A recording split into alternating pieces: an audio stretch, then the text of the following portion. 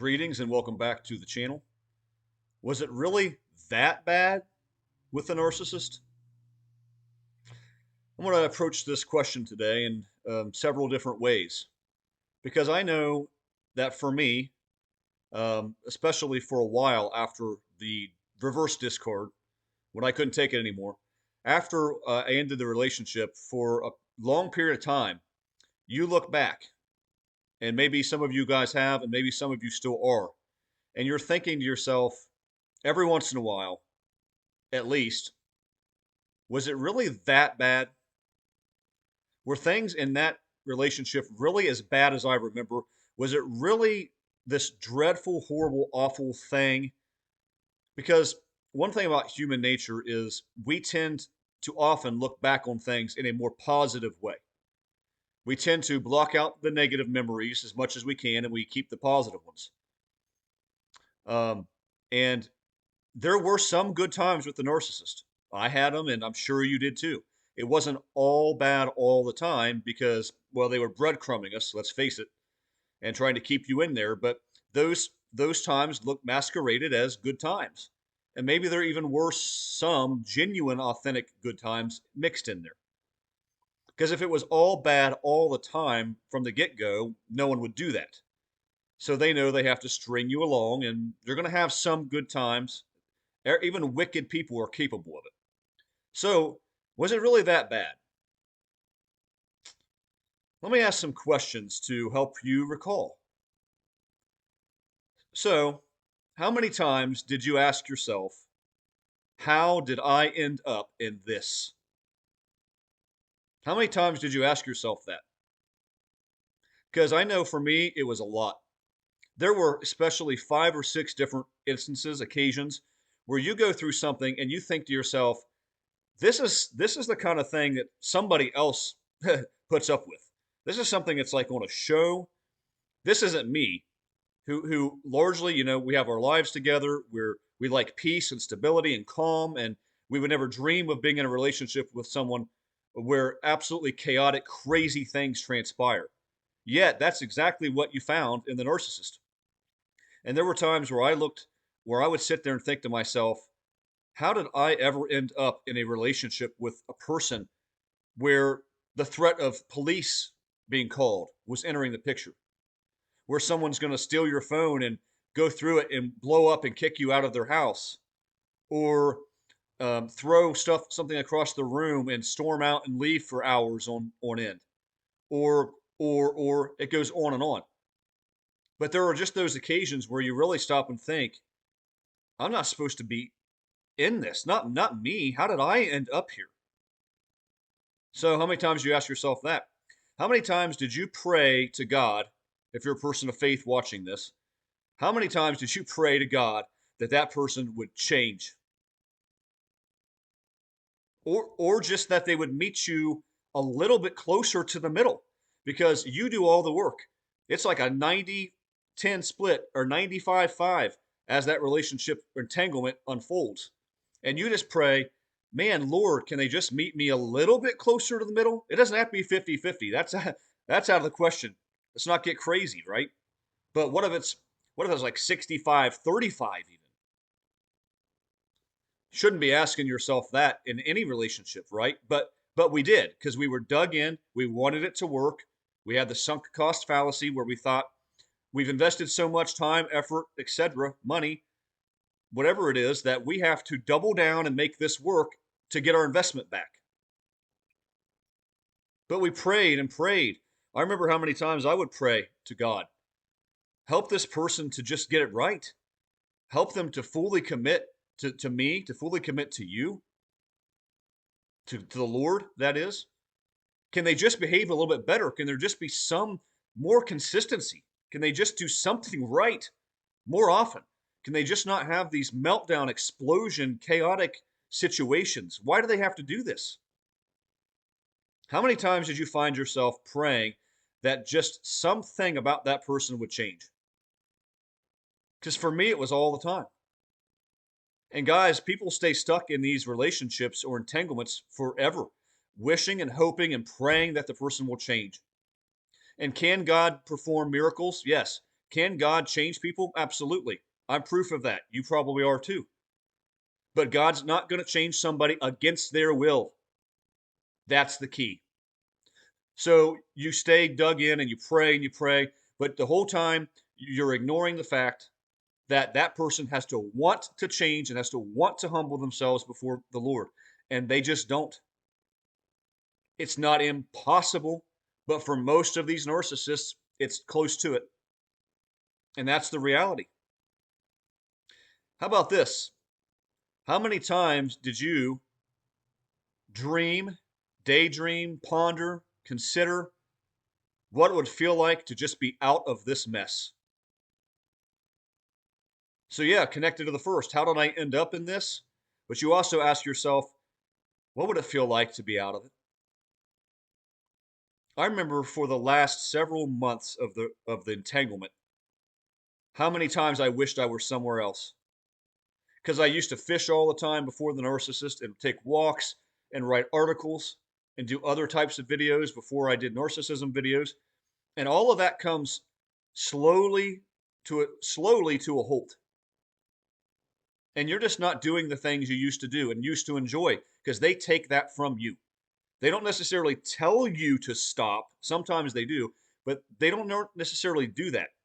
It's just the whole tenor of the relationship and the situation that makes you cut those things off because you're so prioritizing them all the time. And I would think so often, I would really much rather be fishing right now.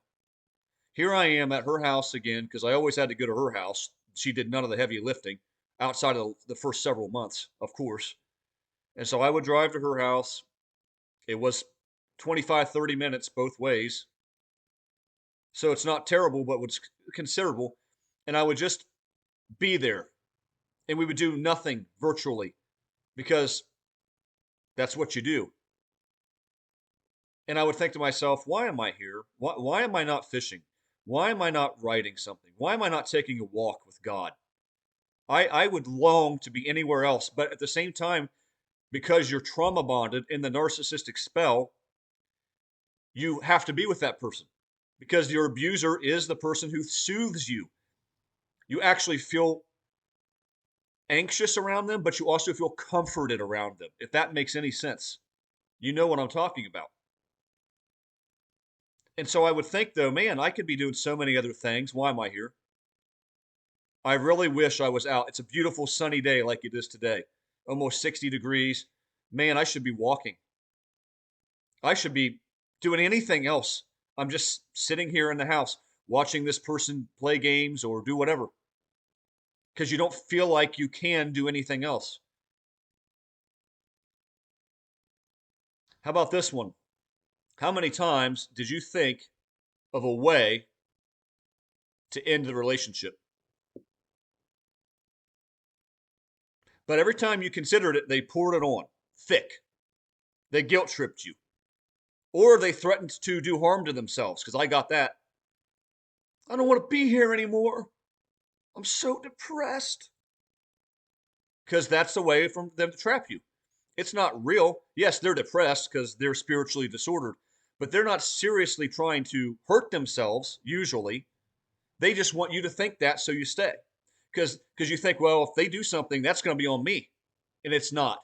It's not on any of you to stay in an abusive relationship to keep a person from harming themselves. That's not our job. Whatever they do is on them in that capacity. But I just thought, how am I going to end this? What am I what am I going to do? How am I going to go about it? Because every time I do, I get smothered with good attention, affection, or I get guilt tripped so badly. They're experts. They shift the blame to you, and they're like glue, human crazy glue. You just can't get them off of you. It's like all 8 tentacles of the octopus, and you're trying to just peel them off.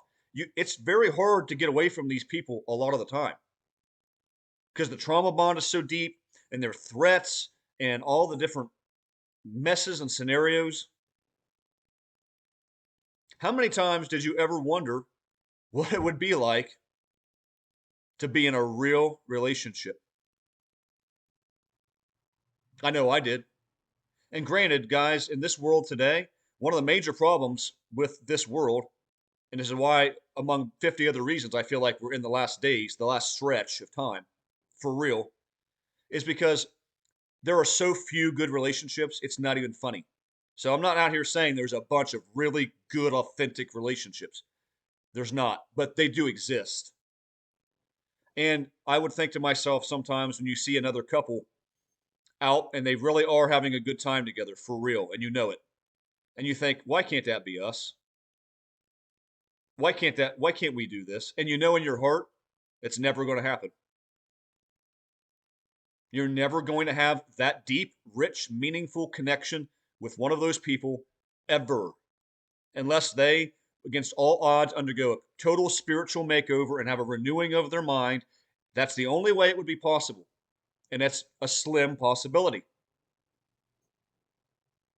So, yeah, what would it be like to be with a person kind of like me that reciprocates, that really is authentic and wants the same things, and there's mutual physical attraction and mutual spiritual attraction? And what would it be like? You'll never find out with a narcissist, but you'll dream about it.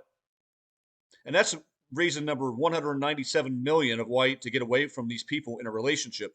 Because so long as you're trapped with them, you will never have even the possibility of a good person. Not even the chance.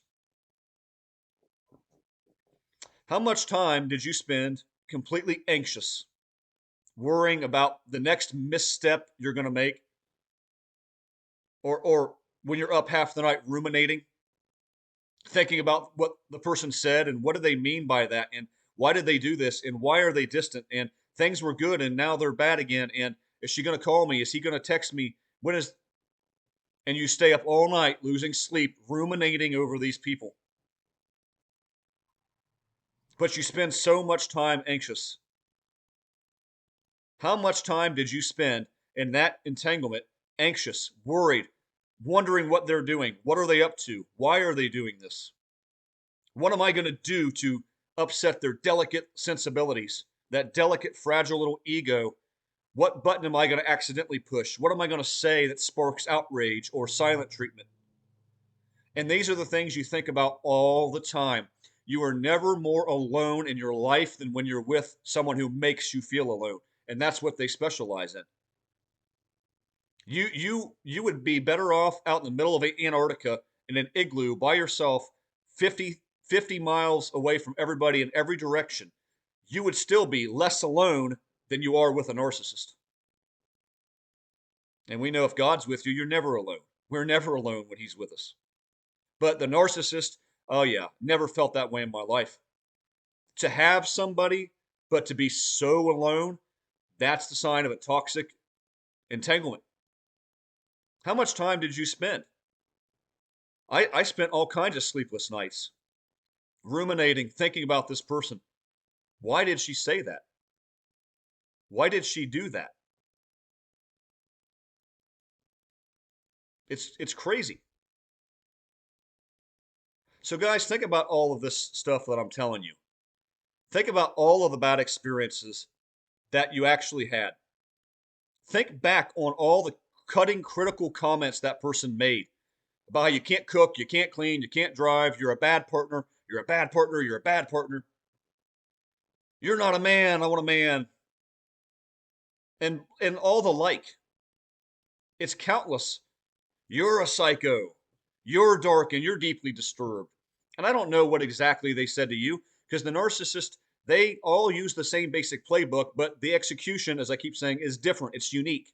So whatever things were hurled at you, I don't know them, but they're probably similar to what I got. Toxic abuse. And somebody who is this cruel and this dark and mean spirited. It's us, though, that has the audacity to look back and sometimes think it wasn't that bad. It wasn't that bad. Or we even, guys, some people even go through all of this and they look back and they are jealous of what the next person is getting because we have convinced ourselves at times that the person I saw day in, day out for however long it was and however bad it was, the abuse, that suddenly that person is magnificently different and fully changed, and now they're getting it right. And there's actually jealousy of that new entanglement. At least if you're not in the right place, you have this. And you think that person's getting the best of what I should have been getting. That person's not getting dumped on. They're getting what I wanted to get, what I prayed for. All those prayers I made, seemingly in vain, well, now they're coming to fruition. This person's changed and now that person's getting them. Guys, we have the audacity to think these crazy delusional things if we're not healed and we're not in the right place. Because I promise you, just like the last video I did, this is not any different. The person's not getting better. Forget everything you see because it's not the truth. So guys, think about that. Every time you look back and wonder, was it really that bad? Refresh yourself.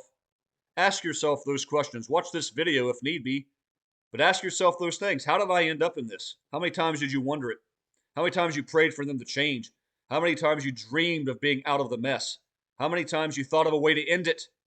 How many times you thought, what would it be like to be with a real person? All of these things that occurred. Ask yourself those questions and answer them, because if you do that honestly, you're going to discover something. The truth is, it wasn't that bad with the narcissist.